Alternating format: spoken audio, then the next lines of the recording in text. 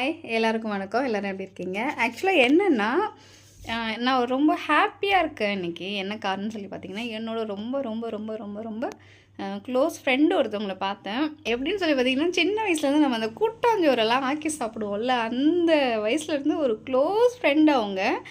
ரொம்ப வருஷம் ஆயிடுச்சு அவங்கள பார்த்து. இன்றைக்கி பார்த்ததும் கிட்டத்தட்ட அவங்களுக்குமே என் பேரில் ஆறில் தான் ஆரம்பிக்கும். ரொம்ப ஹாப்பியாகிடுச்சு இன்றைக்கி அவங்கள பார்த்தது. ரொம்ப சந்தோஷமாகிடுச்சு.